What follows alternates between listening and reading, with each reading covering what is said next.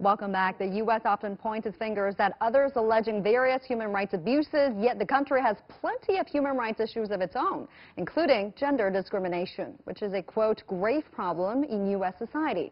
Well, that's the conclusion of a new article published by the China Society for Human Rights Studies entitled "The Long-Standing Issue of Gender Discrimination in the United States Seriously Hinders the Realization of Women's Human Rights Within the Country." The article explores the long history of gender discrimination in America, its patriarchal culture, and the many forms of discrimination that women face today, including gender-based violence. So what obstacles prevent greater progress for American women? And since gender equality is one of the UN's 17 Sustainable Development Goals, what actions should be taken to enable all women around the world to live free of violence and discrimination?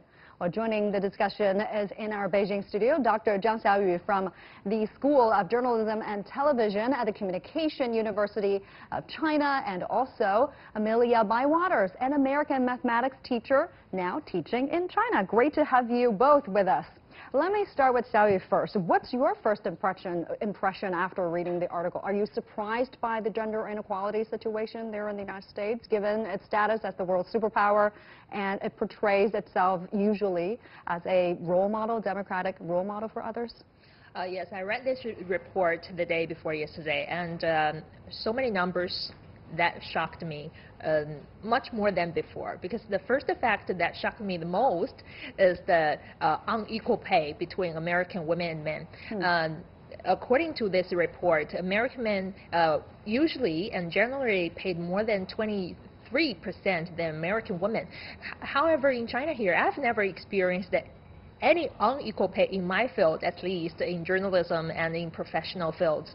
And according to Chinese labor law, salary is only decided by your contribution and duties, not race, not your skin color, not other factors. This is one of the most surprising facts that shocked me the most. The second one is American in IT industry, especially technology and science, there are only less than 20% American female are working in this field. However, here in China, according to the latest statistics I just got, around 47 Chinese women are currently working in IT industry, and around 52 Chinese males are working in the industry at the same time. It means Chinese female is generally approximately the same employed in IT industry like Chinese men.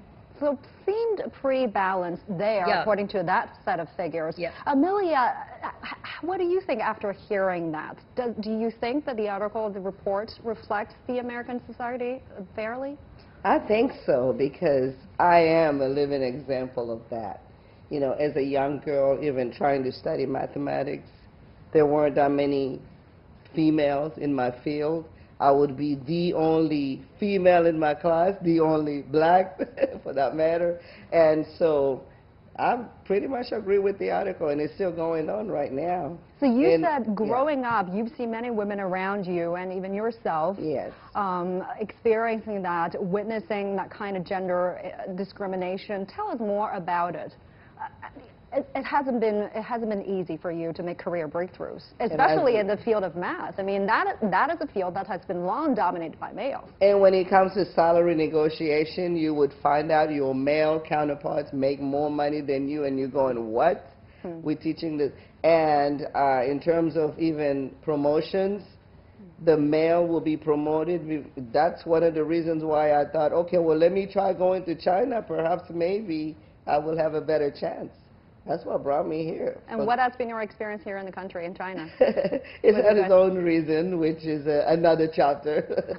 Maybe another day I could, tell you more. But one positive thing that I did gain after going to school and studying math, I have a master's in math, so I kept wanting to teach AP Calculus. And every time they would give it to a male teacher, and it's like, when am I ever going to teach AP Calculus?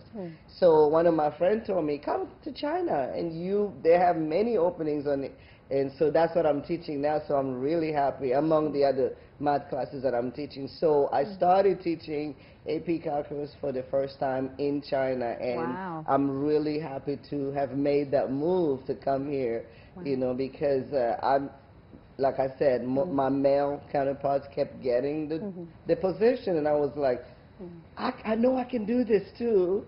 Yeah. While we are watching the situation from far, you are actually living that situation. And that article also spotlights how widespread gender segregation in some of the U.S. corporations, especially in high-tech sector, in high-prestigious sector, in the top 25 technology companies in the U.S., female employees actually accounted for just 20%. I think it's less than that, about 19.6% of all employees. Does that bother you? Is there a stereotype that females are less capable of being successful in the tech sector? It bothers me. I mean, people don't come straight out and say it, but you know, it's pretty much, it's like a woman, she really can't do it, she's going to be emotional that time of the month. All of those things come into play. That have nothing to do with a woman's capability of performing their job in the workplace. It's really sad, but I don't know if this problem will ever go away. I think it's always going to be there. It's actually a global problem, and I'm really surprised that we still have it in America. What about China? Do we have similar stereotypes, attitudes? I don't really feel too much in my field and in other scientific fields, because according to my experience, I did science in my high school, and we have half boys and girls in my class, and we were treated equally. And after I got my undergraduate studies, I started my undergraduate studies. In my class, girls and boys were taking the equal responsibilities. We shoot films, we reporting news in an equal status, and we doing statistics calculation together, and we don't have any problem in that field. And after this, in modern Chinese society, we can figure out that in scientific field.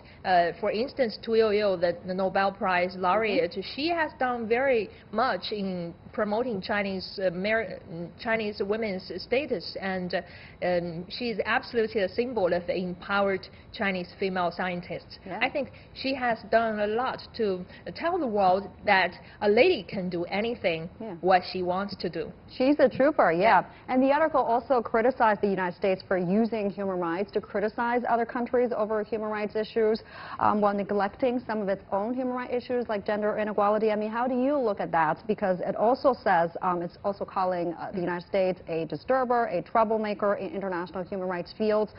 What kind of message do you think China is trying to send here? In the process of my education, actually, I've been reading lots of reports produced by American Human Rights Associations, sort of different bureaus. They have produced this report about other countries' human rights, including China, of course.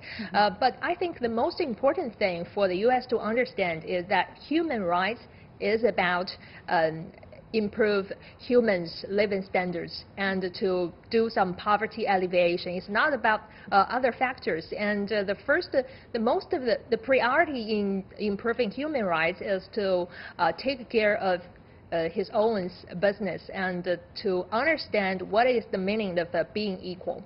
Until this day, the United States has not yet ratified one of the core UN Human Rights Convention, that is the Convention on Elimination of All Forms of Discrimination Against Women, basically a treaty that deals with women's issue worldwide. Being an American, how do you look at this? Well, I think we should elect the proper people in power to be able to promote human rights and so on, and I know it's embarrassing. We should be taking the leading role in that, and we're really not.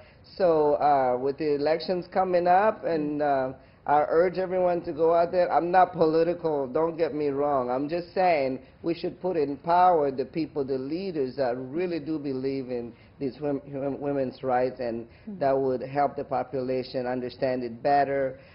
Knowledge is power, and if they can communicate with the society about these issues, I think leadership is very important. Yeah, and aside from occupational discrimination, domestic violence is also another issue when it comes to women's rights. It's reported that every 3 women, there is 1 in the United States, American women, is harmed by domestic violence. Are you shocked by these numbers? Why is domestic violence so common there in the States? Actually, it's not such a surprise because I have been reading news about gun violence in the United States, and domestic violence is just one part of the violence cases.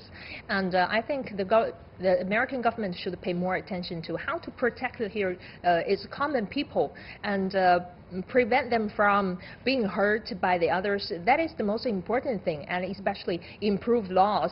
And if women face any difficulties, where should they go? Have improved the situation, the service in community? And here in China, we have built up a hotline to complain about domestic violence. Women can call for police and hotline about domestic violence anytime, in any case. So I think that is very important to keep every citizen in the country safe. Right. What about the Me Too movement, its impact? Is it making real changes there in your country? Me Too movement, yes, it's making a few changes, yeah, but we still have some hypocrites that think they're, it's not for them, whatever. But I'm really, really happy to see the Me Too movement, and even crossing over to England, what's going over there. And so I think we have made really big progress with the Me Too movement. And definitely more actions are needed. Thank you very much. We're going to have to leave it there. Dr. Zhang Xiaoyu and Ms. Emilia Bywaters, thank you so much for sharing your perspectives with us. And that does it for this edition of The Point here on CGTN. As always, follow us on Facebook and Twitter using the handle The Point with LX.